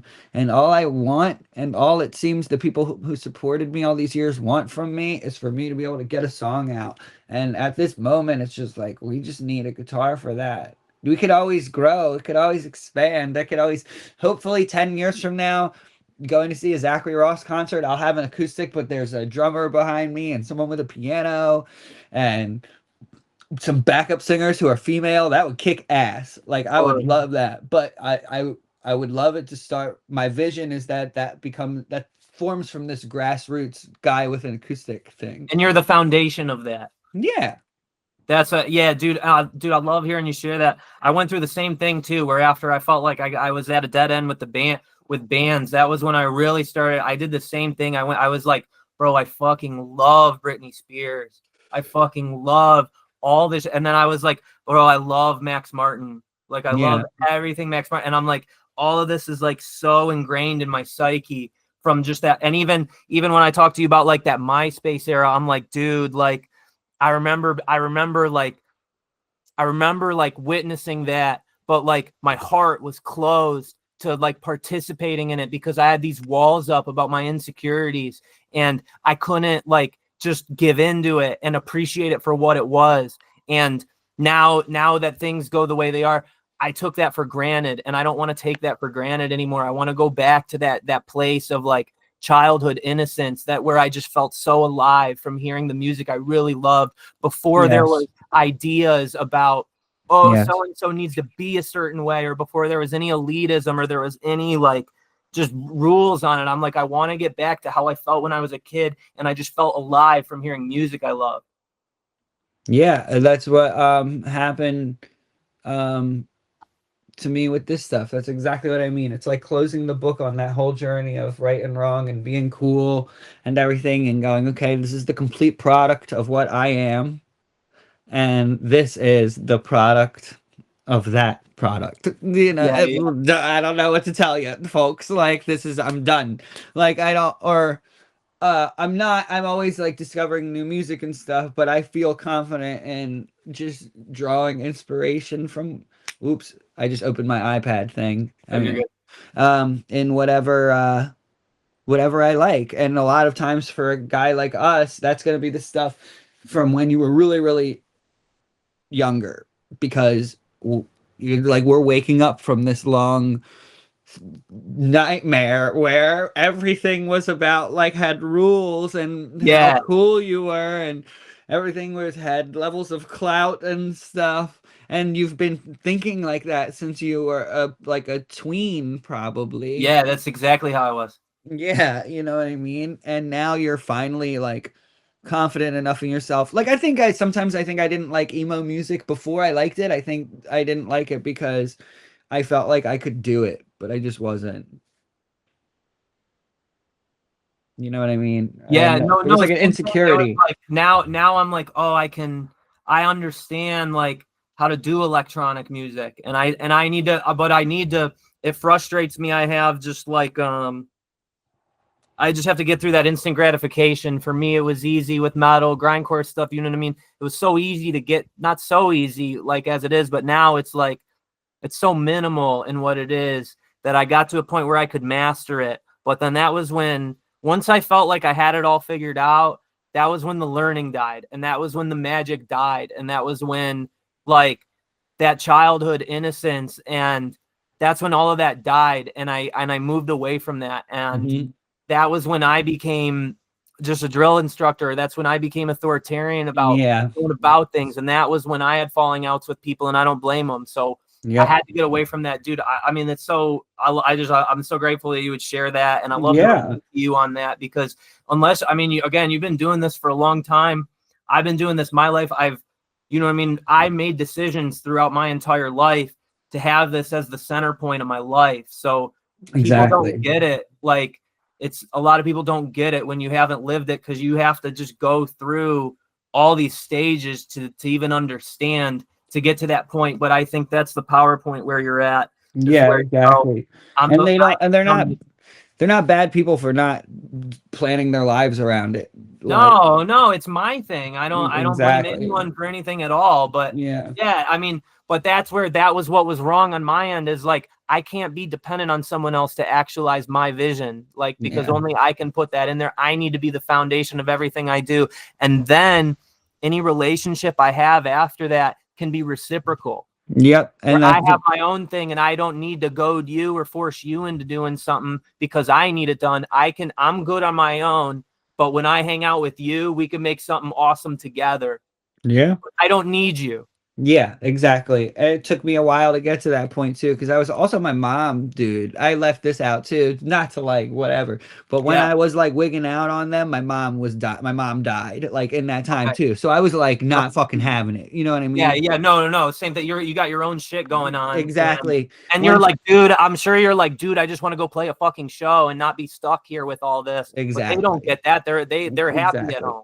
Yeah, exactly. And they're, if their condolences, if there's anything I need in that regard, like they're there for me, but they don't. And it's just, but I wasn't, it added to me, not being able to, get that, what you were just saying. I was never able to realize it because I couldn't, I was too focused on just feeling like slighted or like wronged or some way. I was being a baby. I was being emotional. I'm a Pisces. I don't know if you know about that. I'm a Pisces too. Are you? Yeah. When's your birthday? Damn, that surprises me. I'm February 20th. Okay, March 13th. Oh, all right. Fuck yeah. Damn. All right. Damn. That's not what I would have thought you are at all. What would you have thought? I don't know. I don't know them like that, but like one of the more like badass ones. Yeah, we're like the pussies, I feel like. Yeah, we are the pussies. Yeah. I hide it well. Yeah, so do I think I don't in my music at all, but I try to in life. I capitalize on it in art. Yeah. Yeah. Yeah, I mean, but I find inspiration in that. I love, dude, I mean, my favorite shit now, I love fucking hyperpop, bubblegum bass, nightcore. Like, I love like just that. I love because that has the energy I like from extreme shit, but just that pure emotionality. I love chintzy, fucking corny shit, and I don't care that it's corny. I don't care at all. That's more real to me than trying to be that, because that's how I experience my emotions. I experience them in that way where it's strong and it's naive and it's childish, and I'd rather just embrace that. Well, you're like me. I think we like extremes. We don't like the middle. No. Everything for me, it's like, what is the furthest it can go as a form? How far can it go? How fast can it get before it starts?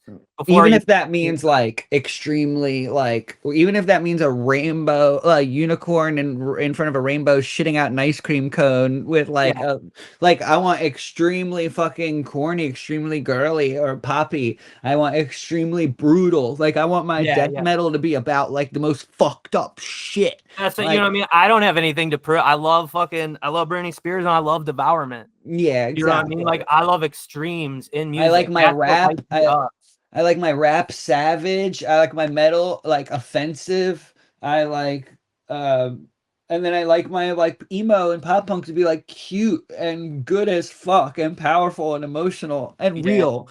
You know what I mean? Yeah. Dude, I fucking love that. So tell me, just plug. You just dropped some solo shit now as we're wrapping up. Yeah. Plug all your shit, plug your Man Overboard tour you're going, plug your solo shit, and then give us a little preview of where you're going. All right, let me pull up my Instagram so I'm not reading you the wrong dates. But I just dropped a single called It's called When I Say Word, What I Mean Is I'm in Love with You. And that's from an upcoming record that I'm putting out on May 2nd. It's called Live in Your Room Part 2, because I put out a Live in Your Room Part 1 a few months ago. I'm about to go on tour with James from Reggie and the Full Effect. May 8th through the 11th, we're hitting Grand Rapids, Michigan, New Kensington, PA, Cleveland at the Grog Shop. Then we're Oh, bro, playing. on what day? We're gonna be at the Grog Shop on May 10th. I'm gonna pull up. Fuck yeah, dude, I'm definitely gonna you message you and should. pull up. Yeah, then we'll be at the Beat Kitchen in Chicago the next night.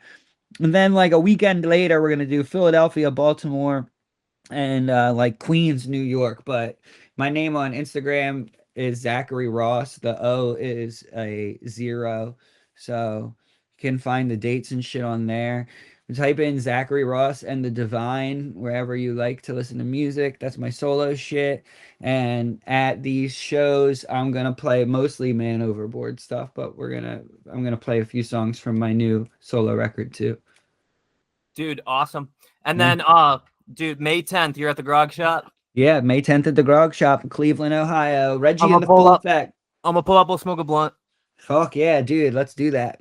Absolutely. And then you'll be same time, and then is that the same tour where you're out a week later or 2 weeks later in Baltimore and shit? Yeah, it's the same day as what is it? Death Fest or something? Yeah, we're playing Maryland Death Fest same day. I'm gonna try to pull up to your shit there. If you want to come by, I'll fucking get you in. Yeah, I want to. I've never been to Maryland Death Fest, and I've always wanted to. I think I've always been on tour since it's like I've known about it. Yeah, we're the first band that day, so we play at like 3:45. So if you can get into town, you could probably swing that with your thing. I could totally get you in. We'll can about what's going on, but I'll definitely pull up to your Grog Shop show.